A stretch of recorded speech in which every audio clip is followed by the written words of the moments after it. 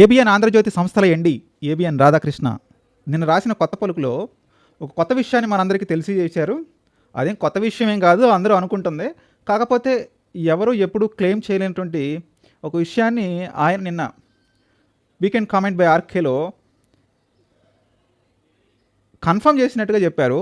ఆ విషయం అంటే ఏమీ లేదు, మహారాష్ట్రలో ఏక్నాథ్ షిండే లాగా దక్షిణాది రాష్ట్రాల నుంచి, మరీ ముఖ్యంగా తెలంగాణ రాష్ట్రం నుంచి వచ్చే ఆ ఏక్నాథ్ షిండే ఎవరు అని ఇంతకాలం జనాల్లో ప్రజల్లో వచ్చకపోతు ఉండేది. ఎందుకంటే ఇప్పుడు అర్జెంటుగా బీజేపీకి ఒక తురుపుముక్క కావాలి. ఎవరైనా కానీ అపోజిషన్ పార్టీ లీడర్స్ నుంచి ఒక మంచి పొటెన్షియల్ లీడర్ కావాలి.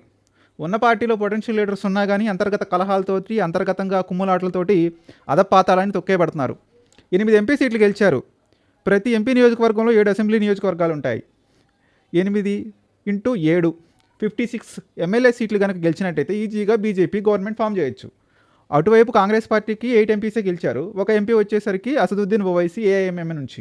మరి అలాంటప్పుడు కాంగ్రెస్ పార్టీ, బీజేపీ పార్టీ రెండు ఈక్వల్గా బలంగా ఉన్నటువంటి తెలంగాణ రాష్ట్రంలో ఎందుకు అసెంబ్లీ ఎన్నికల్లో తడబడుతుంది, ఎందుకు పొరబడుతుంది? 2014, 2018, 2023 ఈ 3 ఎన్నికల్లో బీజేపీ యొక్క పర్ఫార్మెన్స్ ఏంటి? అసెంబ్లీ ఎలక్షన్స్లో 2014లో టీడీపీ పార్టీతో పొట్టు పెట్టుకుంది, 2018లో ఒంటరిగా పోటీ చేసింది, 2023లో ఒంటరిగానే పోటీ చేయాల్సి వచ్చింది. మరి అప్పటికి ఇప్పటికీ ఎంపీ ఎలక్షన్స్లో ప్రధానమంత్రి నరేంద్ర మోడీ యొక్క పెర్ఫార్మెన్స్ తోటి ఎంపీలను అయితే గెలుచుకుంటుంది, కానీ 4 ఎంపీల నుంచి 8 ఎంపీల వరకు రాగలిగింది. కానీ అసెంబ్లీ ఎన్నికల్లో ఎందుకు తడబడుతుంది? అసెంబ్లీలో ఇప్పుడు 8 అసెంబ్లీ స్థానాల నుంచి 50 అసెంబ్లీ స్థానాలకి రాలేదా పార్టీ? త్రిపుర లాంటి స్టేట్లోనే బీజేపీ అధికారంలోకి రాగలిగిందే, పశ్చిమ బెంగాల్ లాంటి స్టేట్లోనే బీజేపీ అధికారంలోకి రాగలిగిందే.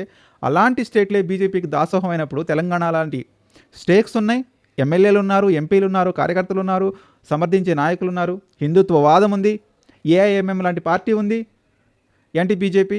సో ఇన్ని పార్టీలు ఉన్నా కానీ ఎందుకు కార్యకర్తలు ఇక్కడ లేనిదల్లా కూడా నాయకులు లేరని అమిత్ షా కానీ నరేంద్ర మోడీ కానీ స్పష్టంగా తెలుసు. అందుకే మీటింగ్ పెట్టిన ప్రతిసారి కార్యకర్తలు ఉన్నారు, మనల్ని సమర్థించే ప్రజలు ఉన్నారు, కానీ నాయకులే లేరు, నాయకులే లోపమని 1కి 10 సార్లు చెప్తున్నారు. సో దాన్ని దృష్టిలో పెట్టుకునే ఇప్పుడు అపోజిషన్ పార్టీ నుంచి, అయితే కాంగ్రెస్ నుంచి కానీ బీఆర్ఎస్ నుంచి కానీ ఈ 2 పార్టీల నుంచి ఏదో ఒక తురుపు ముక్క మనం చూసాం. మహారాష్ట్రలో ఏక్నాథ్ షిండే శివసేన చీల్చి శివసేనలో ఉన్న ఎంపీలని, ఎమ్మెల్యేలను ఎత్తుకుపోయి బీజేపీతో కలిసి ఇప్పుడు యాక్చువల్ శివసేనకు అధ్యక్షుడయ్యాడు. మరొక ఎగ్జాంపుల్ శివేందు అధికారి, పశ్చిమ బెంగాల్లో టీఎంసీ అప్పటి ప్రభుత్వంలో ఉన్నటువంటి శివేందు అధికారి మమతా బెనర్జీకి రైట్ హ్యాండ్గా ఉండేవాడు. ఆయన లాగేసుకున్నారు. అది ఈడీ కేసులు అందామా, సిబిఐ కేసులు అందామా, ఏదైనా కేసులు అందాము, ఆ కేసుల చుట్టూ లాగేసుకుని వాళ్ళ కలిపేసుకున్నారు. కట్ చేస్తే 2 టర్మ్స్లో 2 ఎలక్షన్స్లో 2016 ఎలక్షన్స్లో మమతా బెనర్జీనే ఓడగొట్టారు. మళ్ళీ 2023లో మమతా బెనర్జీనే కాదు, కంప్లీట్ టీఎంసీ గవర్నమెంట్ని పడగొట్టేసేసి బీజేపీ తన గవర్నమెంట్ని ప్రతిష్టాపన చేసేసుకుంది. ఆ రకంగా పశ్చిమ బెంగాల్లో విజయ ప్రస్థానం స్టార్ట్ చేసింది. ఇక ఇంకొక ఎగ్జాంపుల్ చూసుకుంటే అస్సాంలో హిమంత్ విశ్వ శర్మ అప్పట్లో కాంగ్రెస్లో మంచి పొటెన్షియల్ లీడర్. ఆయన కూడా నయానో భయానో లాగేసుకుంది. ఇప్పుడు ఆయన అస్సాంకి కన్సిక్యూటివ్గా చీఫ్ మినిస్టర్ అయ్యాడు. ఒకసారి చీఫ్ మినిస్టర్గిరి ఇచ్చింది, కంటిన్యూటీ చేసింది 5 సంవత్సరాలు, మళ్ళీ ఇప్పుడు మన ఎలక్షన్స్లో గెలిపించుకుంది, మళ్ళీ సీఎం చేసింది. సో ఇన్ని ఎగ్జాంపుల్స్ బట్టి మనకు తెలుస్తుంది ఏంటంటే అపోజిషన్ పార్టీలో ఉన్న లీడర్ని, మంచి పొటెన్షియల్ లీడర్ని లాగేసుకోవటం, ఆ లీడర్ని గ్రోవ్ చేయటం, సీఎం చేయటం, ఇది బీజేపీ నమ్ముకున్నటువంటి ఒక పొలిటికల్ ఫార్ములా. ఇప్పుడు అదే పొలిటికల్ ఫార్ములాని తెలంగాణలో కూడా అప్లై చేయాలని ట్రై చేస్తుంది. సో అందులో ముఖ్యంగా మరి బీఆర్ఎస్ నుంచి హరీష్ రావును దువ్వుతున్నారని చెప్తున్నారు. అదేవిధంగా కాంగ్రెస్ పార్టీ నుంచి రేవంత్ రెడ్డిని దువ్వుతున్నారని చెప్తున్నారు. ఇప్పటి వరకు ఏంటంటే కాంగ్రెస్ పార్టీకి రేవంత్ రెడ్డి చాలా లాయల్గా ఉన్నాడు, ఏదైతే రాహుల్ గాంధీకి చాలా క్లోజ్గా ఉన్నాడు, అదేవిధంగా కాంగ్రెస్ పార్టీకి క్లోజ్గా ఉన్నాడు. ఇక్కడి నుంచి ఏదైతే కాంగ్రెస్ పార్టీకి ఫండింగ్ కానివ్వండి, ఏదైనా రాష్ట్రాల్లో ఎలక్షన్స్ జరిగితే ఆ ఎలక్షన్ ఫండింగ్ కానివ్వండి, ముఖ్యంగా చూసుకుంటే సౌత్ స్టేట్స్ అయినటువంటి కర్ణాటక, తెలంగాణ నుంచి వెళ్తున్నాయి. రీసెంట్గా కేరళలో జరిగిన ఎలక్షన్స్లో కూడా ఫండింగ్ అంతా కూడా తెలంగాణ నుంచి వెళ్ళింది అని రాజకీయాల్లో కొంతమంది వ్యాఖ్యానిస్తున్నారు. అది నిజమో కాదో మనం తేల్చలేం, కేవలం ఇంటర్నల్ సోర్సెస్కి మాత్రమే ఉండేటువంటి ఇన్ఫర్మేషన్. సో ఇప్పుడు అలాంటి సిచ్యువేషన్లో, అలాంటి హైయెస్ట్ ప్రయారిటీలో ఉన్నటువంటి రేవంత్ రెడ్డి నిజంగానే కాంగ్రెస్ పార్టీని వదిలేసేసి బీజేపీ పార్టీలోకి జాయిన్ అవుతాడా అనేది అంత తేలిగ్గా ఎవరికి అర్థం కానటువంటి ప్రశ్న. మరీ ముఖ్యంగా చూసుకుంటే ఇప్పుడు చీఫ్ మినిస్టర్గా పోస్ట్లో ఉన్నాడు. అదేవిధంగా ప్రయారిటీ చాలా హైయెస్ట్ ప్రయారిటీలో ఉన్నాడు కాంగ్రెస్ గవర్నమెంట్ దగ్గర, రాహుల్ గాంధీ దగ్గర. మరి ప్రధానమంత్రి నరేంద్ర మోడీ లాంటి వ్యక్తి ఆన్ ద డాష్ మీడియా ముందు ప్రజలందరికీ వినిపించే విధంగా నాతో చేతులు కలపండి అనేటువంటి ఒక స్టేట్మెంట్ని అంత తేలిగ్గా తీసుకోకూడదు అని చెప్తున్నాడు ఏబిఎన్ రాధాకృష్ణ. సో ఇదేదో ఆషామాషిగా అల్లాటప్పగా ఇచ్చిన స్టేట్మెంట్ కాదు. దీని వెనక బలమైన రాజకీయ కారణాలు ఉన్నాయి. ఆయన కన్వే చేయాల్సిన మెసేజ్ ఏంటో ఈజీగా, క్లియర్గా, సెషబెషల్ లేకుండా చాలా పద్ధతిగా కన్వే చేశాడు రేవంత్ రెడ్డి విషయంలో. సో అర్థం అవ్వాల్సిన వాళ్ళకి అర్థమైంది, అర్థం చేయించాల్సిన వాళ్ళు అర్థం చేయించారు, ప్రజలకు కూడా ఇండైరెక్ట్గా అర్థమైంది. ఇక తేల్చుకోవాల్సింది ఆ మెసేజ్ పొందిన వాళ్ళు అనేటువంటి ఉద్దేశంతో రాధాకృష్ణ నిన్న కొత్త పలుకులో ప్రస్ఫుటంగా విడమర్చి చెప్పారు. దాన్ని బట్టి ఇప్పుడు క్లారిటీ రావాల్సింది ఒక కాంగ్రెస్ పార్టీకి. మరి కాంగ్రెస్ పార్టీ కూడా క్లారిటీ ఉండుండొచ్చు జరుగుతున్న పరిణామాల నేపథ్యంలో. ఇక రెండో వ్యక్తి హరీష్ రావు మరి బీఆర్ఎస్ పార్టీ నా రక్తంలోనే ఉంది, నేను పుట్టింది బీఆర్ఎస్లోనే, పోయేది బీఆర్ఎస్లోనే అనేటువంటి పెద్ద పెద్ద స్టేట్మెంట్స్ అయితే ప్రస్తుతానికి ఇస్తున్నాడు. కాకపోతే మనం ఇలాంటి నాయకులు చాలామందిని చూసాం. ఇప్పటి వరకు నేను ఈ పార్టీలో కొనసాగుతాను, ఈ పార్టీ మేము చచ్చిపోతే ఈ పార్టీ జెండా నా మీద కప్పండి అనేటువంటి నాయకులు కూడా చూసాం. సో ఇవన్నీ కూడా కాలంతో పాటు నిన్నేం జరిగిపోయిందో జనాలందరూ మర్చిపోతారు కాబట్టి, కొత్త స్టఫ్ కోసం ఎదుర్కొంటూ ఉంటారు కాబట్టి ఆటోమేటిక్గా ఇక్కడ మరి బీజేపీ పార్టీ అయితే కంటిన్యూస్గా ఫాలోఅప్ చేస్తున్నట్టునే ఉంది హరీష్ రావుని. అంటే బహిర్గతంగా కాకుండా అంతర్గతంగా. మరి ఏదైనా కానీ ఒక వరలో రెండు కత్తులు ఇమ్మడినట్టు మరి ఇప్పుడు కేసీఆర్ ఇప్పుడు ఎట్టుకుడి ఆయన సైట్లే అయిపోయాడు కాబట్టి ఉంది రెండు కత్తులు, ఒకటి కేటీఆర్, ఒకటి హరీష్ రావు. మరి ఒకే వరలో రెండు కత్తులు ఇమ్మడాలంటే కష్టం కదా. డెఫినెట్గా కేసీఆర్ తర్వాత హరీష్ రావుకి ఆ పార్టీ కంప్లీట్గా ఓన్ చేసుకుంటాడు. మరి హరీష్ రావు పరిస్థితి ఏంది? అందుకని చెప్పేసి హరీష్ రావుని బీజేపీ దువ్వుతుంది. ఎందుకంటే ఆయన కొంచెం చరిస్మాటిక్ లీడరు. మెదక్ లాంటి నియోజకవర్గంలో దగ్గర ఎమ్మెల్యేలు అందరూ కూడా ఆయన చేతుల్లోనే ఉంటారు. ఏదైతే రూరల్ తెలంగాణ ఉందో రూరల్ తెలంగాణ అందరిలో స్ట్రాంగ్ బేస్ హరీష్ రావుకు ఉంది. కేవలం కేటీఆర్కి ఏంటంటే మీడియా మేనేజ్మెంటు, కొంచెం సిటీలో స్టేక్స్ ఉన్నాయి కాబట్టి జీహెచ్ఎంసీలో కొంచెం స్టేక్స్ ఉన్నాయి. జీహెచ్ఎంసీలో ఎటుగుడి బీజేపీకి బలం ఉంది.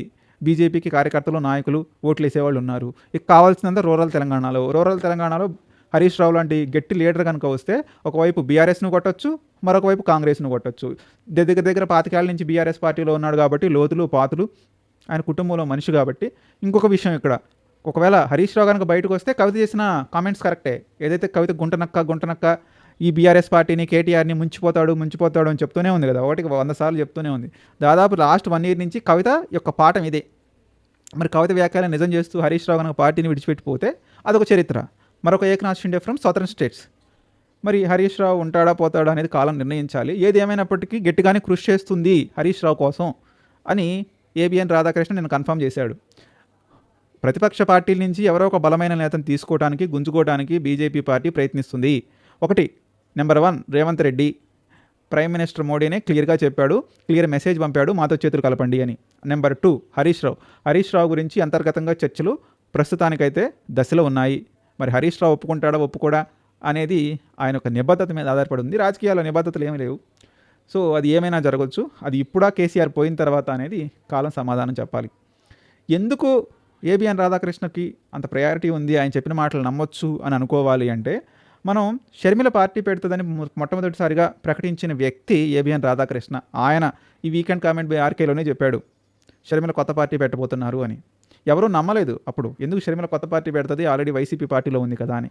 సో 1 fine day ఆయన చెప్పినట్టుగానే పార్టీ ప్రకటన వచ్చింది, పార్టీ పెట్టింది, తెలంగాణలో పోటీ చేయాలని ప్రయత్నించింది, మళ్ళీ పార్టీని తీసుకెళ్లి కాంగ్రెస్లో మెర్జ్ చేసింది, కాంగ్రెస్ నుంచి రాజ్యసభకు వెళ్ళాలనుకుంది. బట్ అన్ఫార్చునేట్లీ రాజ్యసభ లేదు, ప్రస్తుతానికి ఏపీసీసీ ప్రెసిడెంట్గా మాత్రం కంటిన్యూ అవుతుంది. సో అది రాధాకృష్ణ యొక్క క్రెడిబిలిటీ. ఆయనకున్నటువంటి సోర్సెస్ గురించి అడగొద్దని చెప్తూ ఉంటాడు ఆయన. సో ఆ సోర్సెస్ గురించి అడగొద్దు, నడుస్తున్న రాజకీయం గురించి నా కామెంట్ వినమని చెప్తుంటాడు కాబట్టి. సో డెఫినెట్గా ఆయన చెప్పిన విషయంలో దట్టు ఆయన రేవంత్ రెడ్డికి చాలా క్లోజు, ఇంకొక పక్క హరీష్ రావు కూడా క్లోజే. సో ఇద్దరికి కూడా క్లోజ్ కాబట్టి ఏదైనా ఇంటర్నల్ సోర్సెస్ ఆఫ్ ఇన్ఫర్మేషన్ ఉండొచ్చు.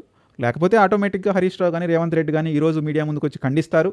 మళ్ళీ ఇంకొక విషయం, రీసెంట్గా బట్టి విక్రమార్కు సంబంధించి బొగ్గు గనులకు సంబంధించిన చట్టాన్ని కూడా బయటపెట్టిందంతా ఏబిఎన్ రాధాకృష్ణనే. ఆ నెక్స్ట్ డేనే మళ్ళీ బట్టి విక్రమార్కు మీడియా ముందుకు రావడం. ఇక ఆయన చెప్పిన మాటలు ఏంటంటే, నేను ఎవరైతే వైఎస్ రాజశేఖర రెడ్డి ఉన్నాడో ఆ వైఎస్ రాజశేఖర రెడ్డికి నేను చాలా క్లోజ్ అసోసియేట్ని, అప్పటి నుంచి నాకు రాధాకృష్ణకి వైరం ఉంది, ఆ ఉద్దేశంతో ఆ దురుద్దేశంతో నాకేదో ఆపాదించాలని ట్రై చేస్తున్నాడు, ఇవన్నీ నిజాలు కావు, అబద్ధాలు, ఏదైనా ఉంటే తేల్చుకుందాం ఫేస్ టు ఫేస్ అని. ఇకేదో ఆయన మాట్లాడాల్సినవి మాట్లాడాడు. ఏదైనా కానీ చివరి వరకు రాధాకృష్ణ ఆయన మాట మీద నిలబడ్డాడు. మరి ఆ కేసు ఏమైందో, ఆ సిచ్యువేషన్స్ ఏమైందో ఎవరికీ తెలియదు. సో ప్రస్తుతానికైతే రాధాకృష్ణ కన్ఫర్మ్ చేసినట్టుగా రేవంత్ రెడ్డి, హరీష్ రావు ఇద్దరూ కూడా ఎవరు దక్షిణాదిన ఏకనాథ్ షిండే కాబోతున్నారు, సువేందు అధికారి కాబోతున్నారు, ఒక హిమంత్ విశ్వశర్మ కాబోతున్నారని మరికొద్ది రోజుల్లోనే మనకు క్లారిటీ రాబోతుంది. మీరు కూడా మీ విలువైన అభిప్రాయాన్ని కామెంట్ రూపంలో తెలియజేయండి. ఆ దక్షిణాది నుంచి ఒక ఏకనాథ్ షిండే లాగా, హిమంత్ విశ్వశర్మ లాగా, సువేందు అధికారి లాగా మారబోయే నేత హరీష్ రావా, రేవంత్ రెడ్డా?